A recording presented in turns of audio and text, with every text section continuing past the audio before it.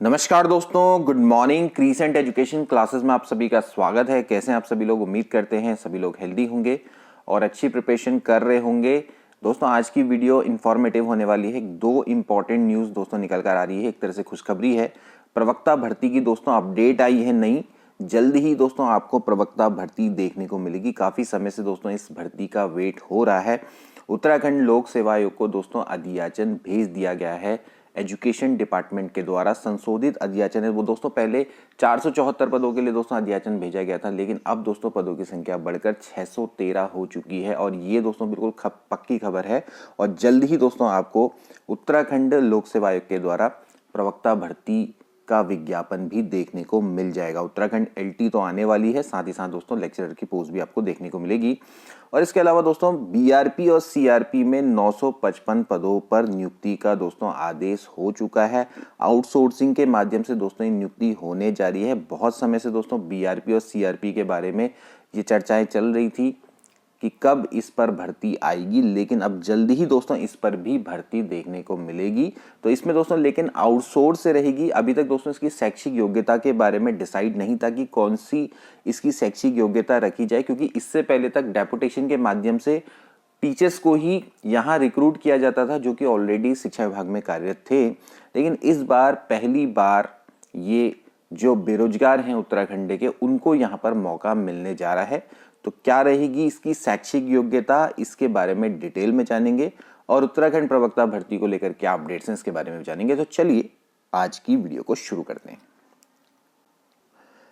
सबसे पहले दोस्तों आज हम बात करेंगे गुड न्यूज की। प्रदेश में 600 से ज्यादा प्रवक्ताओं की भर्ती जल्द ही देखने को मिलेगी।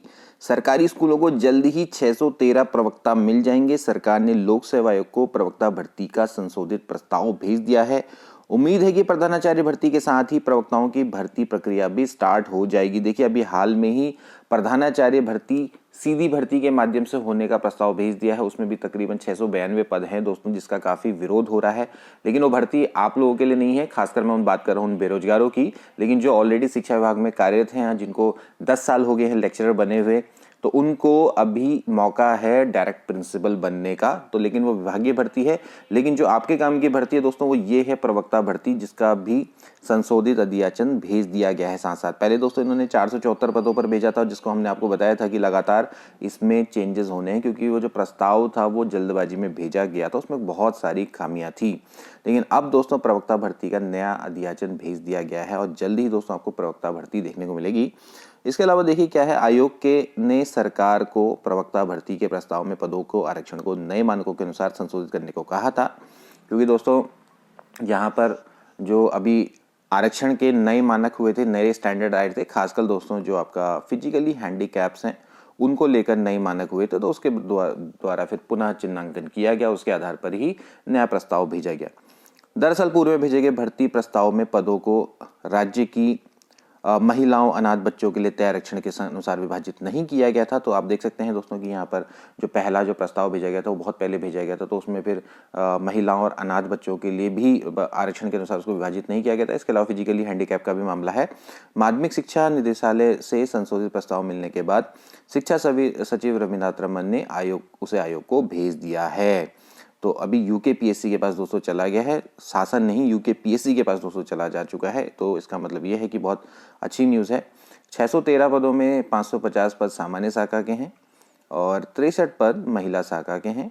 वहीं जो बेसिक शिक्षक भर्ती है उसके लिए सरकार को एनआईओएस डीएलएड केस में सुप्रीम कोर्ट के फैसले का इंतजार है। इस केस में भी क्या है, आपके वर्तमान शिक्षक भर्ती में 800 पदों पर नियुक्ति होनी है। 800 पदों पर भर्ती प्रक्रिया दोस्तों इसमें अटकी हुई है। एनआईएस वर्सेस बीएड टीटी का मामला काफ़ी लंबे समय से चल रहा है। हालांकि सुप्रीम कोर्ट का एक डिसीजन तो यह आ चुका है कि अब जो बीएड टीटी वाले होंगे वो प्राइमरी टीचर्स के लिए एलिजिबल नहीं होंगे। लेकिन अभी वहीं दूसरी ओर एक मामला और चल रहा है जिसमें एनआईएस वर्सेस बीएड टीटी चल रहा है। तो यहाँ पर अभी 800 पदों पर नियुक्ति शेष रह गई है। तो इस भर्ती को जब पूरी होगी तो फिर इसके बाद फिर 2300 से अधिक प्रवक्ताओं की भर्ती भी प्रस्ताव, मतलब 2300 अधिक प्रवक्ता नहीं, प्राइमरी टीचर्स की दोस्तों भर्ती भी जल्दी ही आपको देखने को मिलेगी। तो अभी देखा जाए तो 800 और 300 तकरीबन 3100 पदों का दोस्तों प्राइमरी टीचर्स का भी जल्द ही यहाँ पर नया प्रस्ताव देखने को मिलेगा। वैसे तो 800 में तो पुराने वे में ही चलेगा, लेकिन 2300 पदों पर प्राइमरी टीचर्स की भर्ती भी देखने को मिलेगी। अब इसमें देखना रहेगा कि केवल अगर डीएलएड वालों को मौका मिलता है तो फिर ऐसे में तो जो डीएलएड इस समय पर कर रहा है उसकी 100% नौकरी तय है, क्योंकि डीएलएड कैंडिडेट्स कम हैं, पोस्ट ज़्यादा हैं, और क्योंकि इसमें एनआईएस वालों को भी अगर शामिल नहीं किया जाता है तो फिर उस केस में जो राज्य सरकार से डाइट प्रशिक्षण संस्थानों से जो डीएलएड दोस्तों जो कर रहे हैं उनकी नौकरी 100% पक्की हो जाती है। लेकिन अगर इसमें बीएड टीटी वालों को शामिल किया जाता है तो फिर ऐसे में बीएड टीटी वालों के लिए भी राह खुल जाएगी। तो यहाँ पर भी ये महत्वपूर्ण फैसला रहने वाला है। इसके बाद दोस्तों एक और खबर की बात करेंगे, वो है बीआरपी सीआरपी के पदों पर। दोस्तों काफ़ी समय से इस भर्ती का प्रस्ताव भेजा गया था पर इसकी शैक्षिक योग्यता तय नहीं हो पा रही थी, लेकिन फाइनली दोस्तों इसका रिक्रूटमेंट आदेश दोस्तों जारी हो चुका है। अब जल्दी ही इसमें टेंडर की प्रक्रिया होगी और वहीं के माध्यम से यहाँ पर जो बेरोजगार हैं उनकी नियुक्ति की जाएगी। इसमें जो रिटायर्ड टीचर हैं उनको भी नौकरी मिलेगी, लेकिन जो वर्तमान में कार्यरत शिक्षक हैं उनको इसमें मौका नहीं मिलेगा। या तो उत्तराखंड में जो बेरोजगार युवा हैं उनको मौका मिलेगा, या फिर जो रिटायर्ड टीचर्स हैं उनके लिए, और जो रिटायर्ड टीचर्स हैं उनके लिए भी अलग से कोटा बनाया गया है। पहले एक बार जरा सा देख लेते हैं सीआरपी और बीआरपी के पद।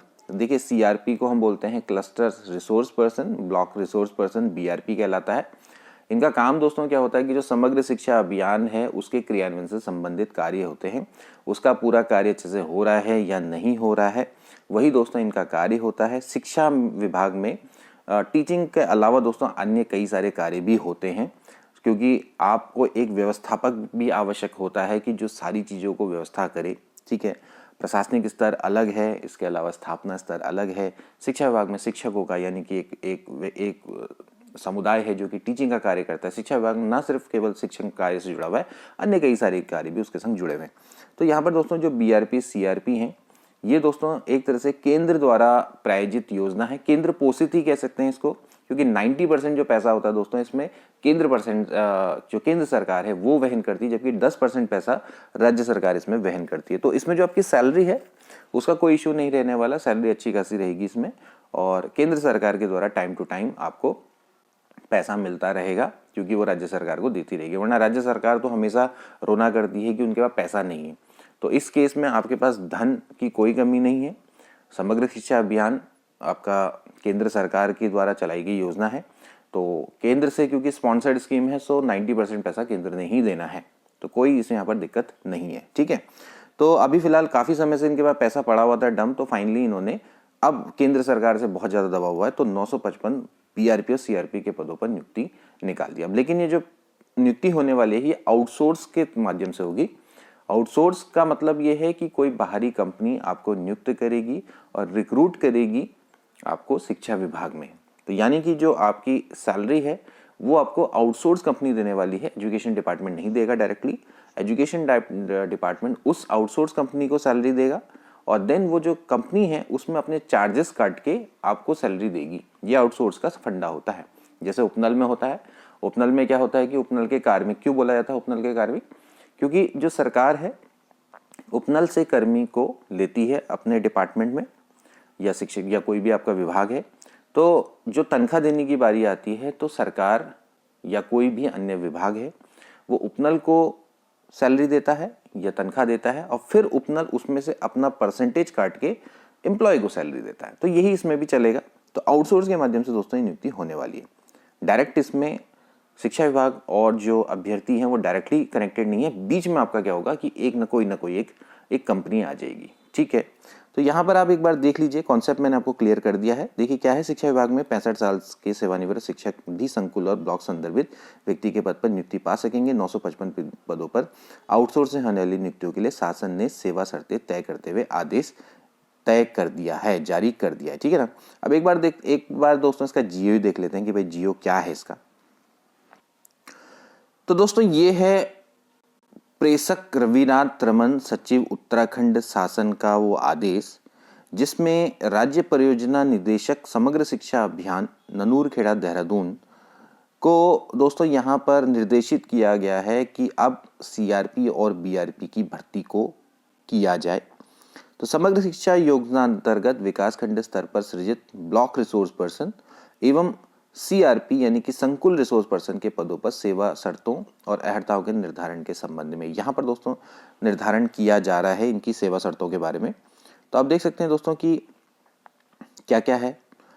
तो यहाँ पर देख सकते हैं दोस्तों कि जो ब्लॉक्स रिसोर्स पर्सन है और जो सीआरपी है उसमें क्या क्या योग्यताएं दोस्तों रखी गई हैं। सबसे पहले दोस्तों यहाँ पर आप देखें तो ब्लॉक रिसोर्स पर्सन है। ब्लॉक रिसोर्स पर्सन में दोस्तों सबसे पहले अगर आप देखेंगे तो अलग अलग है दोस्तों, जैसे कि ब्लॉक रिसोर्स पर्सन में आपके बीआरपी में जो भर्ती निकली है दोस्तों उसमें आपके अलग अलग सब्जेक्ट है। जैसे हिंदी है तो हिंदी में आपको क्या क्या चाहिए, देखिए अनिवार्य शैक्षिक योग्यता यहाँ पर दी गई है। 55% दोस्तों आपको चाहिए पीजी में। इसके अलावा आपने ग्रेजुएशन में भी 55% होना चाहिए, साथ ही आपका हिंदी और संस्कृत होना चाहिए। इसके अलावा यहाँ पर आपने बीएड की उपाधि होनी चाहिए। सीटीटी यूटीटी प्रमाण पत्र आपको धारित करना चाहिए, ठीक है ना।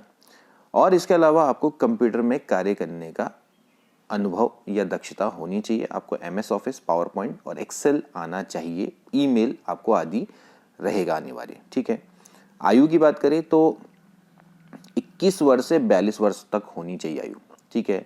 जब टेंडर आपका प्रकाशित होगा, अब जब भी होगा, मान लेते 1 महीने बाद होगा, तब तक आपकी एज 42 वर्ष से कम होनी चाहिए, ठीक है ना। और जो टीचर्स रिटायर हो चुके हैं उनके लिए 65 ईयर्स मैक्सिमम है। इसके अलावा उनको अपना एक मेडिकल सर्टिफिकेट भी जमा करना पड़ेगा, ठीक है। तो यहाँ पर आप देख लीजिए कि मानदेय क्या होगा, भारत सरकार द्वारा जो भी निर्धारित होगा मानदेय, ठीक है, और उसके द्वारा आउटसोर्स एजेंसी द्वारा फिर आपका निर्धारण किया जाएगा, ठीक है ना। तो सेवानिवृत्त शिक्षकों की जो पोस्ट है वो देख सकते हैं कि यहाँ पर 5 है, अन्य की 42 है। तो कुल मिला के 47 पद दोस्तों आपको बीआरपी हिंदी में देखने को मिलेंगे, ठीक है। ऐसे ही सेम योग्यता सभी में है दोस्तों। अंग्रेजी की बात करेंगे, बीआरपी अंग्रेजी तो 55% चाहिए आपको अंग्रेजी में। इसके अलावा आपको ग्रेजुएशन में भी 55% चाहिए, ठीक है। तो यहाँ पर आपके लिए बाध्यता है कि पीजी और ग्रेजुएशन दोनों में 55% चाहिए, ठीक है। इसके अलावा बीएड की उपाधि चाहिए, सीटीटी यूटी चाहिए, कंप्यूटर चाहिए, ठीक है ना। बाकी इसमें सब चीज़ें वही है दोस्तों। यहाँ पर पदों की संख्या देखा जाए तो आप लोगों के लिए 42 है, ठीक है।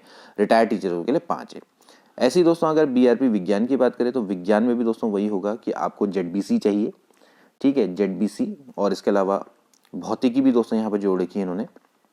तो अगर फिजिक्स, केमिस्ट्री और कुछ इस वनस्पति विज्ञान में से कोई भी आपके पास एक है तो उसमें से आपका 55% यानी कि अगर आप एमएससी फिजिक्स से हैं या फिर एमएससी केमिस्ट्री से हैं या फिर जूलॉजी से हैं, बॉटनी से हैं, तो फिर आप दोस्तों 55% है तो आप अप्लाई कर पाएंगे। इसके अलावा दोस्तों आपके पास ग्रेजुएशन में भी किन्हीं 2 विषयों के संग फिर आपके पास भौतिक और रसायन हो, जैसे फिजिक्स और केमिस्ट्री वाले हैं तो वहाँ पर 55% चाहिए, ठीक है। इसके अलावा बीएड होना चाहिए और सीटीटी यूटीटी प्रमाण पत्र हो और पावर पॉइंट एमएस ऑफिस इसमें काम करना आना चाहिए, ठीक है। वही एज। और अगर बात करें पदों की तो दोस्तों 43 दोस्तों यहाँ पर आपके लिए पद निकले हैं, ठीक है। इसके अलावा आप गणित की बात करेंगे, गणित में तो भी दोस्तों आपका यही है कि आप मैथमेटिक्स में अगर आपने पीजी किया है तो 55% चाहिए और ग्रेजुएशन में भी दोस्तों आपकी मैथ्स होनी चाहिए तो मैथ्स में 55% चाहिए होंगे, ठीक है। इसके अलावा बीएड और यूटीटी सीटीटी चाहिए, एमएस ऑफिस, पावर पॉइंट ये सभी चाहिए होगा। 21 से 42 साल तक की आज एज। और आप लोगों के लिए 43 पद, रिटायरमेंट वाले जो रिटायर हो चुके हैं उनके लिए 5 पद, कुल मिला के 48 पद। इसके अलावा ऐसे ही सामाजिक विज्ञान है, सोशल साइंस। तो देखिए यहाँ पर भी यही है कि अगर आपने अर्थशास्त्र, राजनीति शास्त्र, भूगोल, इतिहास में से किसी भी एक से अगर आपने पीजी किया हुआ 55% के संग और इन चारों सब्जेक्ट में से किन्हीं 2 सब्जेक्ट से आपका ग्रेजुएशन होना चाहिए 55% के संग, ठीक है। तो इसके अलावा बीएड, सीटीटी यूटीटी, कंप्यूटर में कार्य करने का दक्षता और कुल मिला के जो पद हैं वो 85 है। यहाँ पर सबसे ज़्यादा पद हैं तो कुल मिला के 95 पद हैं। रिटायर्ड टीचरों को अभी हम हटा देते हैं क्योंकि रिटायर तो नहीं होंगे आप में से कोई, ठीक है। इसके अलावा सबसे ज़्यादा पद दोस्तों यहाँ पर है सीआरपी के, क्लस्टर रिसोर्स पर्सन के। तो क्लस्टर रिसोर्स पर्सन के लिए एक सिंपल सी योग्यता दोस्तों यहाँ पर रखी गई है। इसकी थोड़ा योग्यता उतनी टेढ़ी नहीं है। सिंपली आपको क्या चाहिए कि पीजी में 55% चाहिए। आप अलाना फलाना किसी से भी पीजी हो, चाहे पीजी हिंदी से हो, मैथमेटिक्स से हो, फिजिक्स से हो, केमिस्ट्री से, बायोलॉजी से, किसी भी सब्जेक्ट से हो, 55% चाहिए। इसमें ग्रेजुएशन में परसेंटेज को निर्धारित नहीं किया गया है, ग्रेजुएशन में आपकी कितनी परसेंटेज हो सब चल जाएगा, केवल और केवल पीजी की परसेंटेज यहाँ पर देखी जाएगी। बीएड होना चाहिए और सीटीटी यूटीटी प्रमाण पत्र होना चाहिए, कंप्यूटर में कार्य करना आना चाहिए, ठीक है ना, साफ साफ यहाँ पर है। और फिर इसके अलावा इसमें भी 21 से 42 साल, और यहीं पर सबसे ज़्यादा पोस्ट दोस्तों निकली है, पोस्ट निकली है भैया 603। तो सबसे ज़्यादा आंकड़ा यहीं पर ये 603 का। तो सीआरपी में सबसे ज़्यादा पद है और कुल मिला के 670 पद है। तो इन दो सबको मिला लिया जाए तो 955 पदों का दोस्तों यहाँ पर डेटा बैठता है, ठीक है। तो ये दोस्तों आपकी रहेगी बीआरपी सीआरपी की। अब इसके संबंध में इसकी क्या चयन प्रक्रिया रहेगी, तो उस संदर्भ में इन्होंने पत्र भेजा है। तत्क्रम में मुझे कहने का निर्देश हुआ है कि उपरोक्त अनुसार निर्धारित सेवा शर्तों अर्हताओं के आधार पर बीआरपी एवं सीआरपी पदों पर चयन प्रक्रिया के संबंध में नियम अनुसार अग्रेतर कार्रवाई करने का कष्ट करे। तो अब इसमें जो चयन प्रक्रिया होगी इसके बारे में अटकलें लगाई जा रही हैं कि कैसे इसमें चयन प्रक्रिया होगी, क्योंकि अभी इन्होंने केवल और केवल शैक्षिक योग्यता का निर्धारण किया है, लेकिन अभी चयन प्रक्रिया के संबंध में अग्रेतर कार्रवाई करने की संस्तुति दी है। ओके, तो अब क्या होगा, चयन प्रोसेस जैसी भी होगी अब आगे आपको जल्दी ही देखने को मिल जाएगी। तो देखिए आप दोस्तों 955 पदों का यहाँ पर आपके लिए एक मौका निकल के आ रहा है। इसके अलावा उत्तराखंड लेक्चरर भर्ती परमानेंट तो दोस्तों निकल ही रही है, उत्तराखंड एलटी भर्ती भी निकल रही है। तो आपके पास दोस्तों शिक्षा विभाग में अच्छे खासे मौके आ रहे हैं। इसके अलावा प्राइमरी टीचर्स की भर्ती भी निकल रही है। तो दोस्तों आज की वीडियो के लिए इतना ही। आई होप कि दोस्तों ये आपको वीडियो पूरी अच्छे से क्लियर हो गई होगी। यहाँ पर जो जो चीज़ आपको बताई गई हैं वो आपको क्लियर होगी। मिलते हैं नेक्स्ट वीडियो में, तब तक के लिए take care and good bye.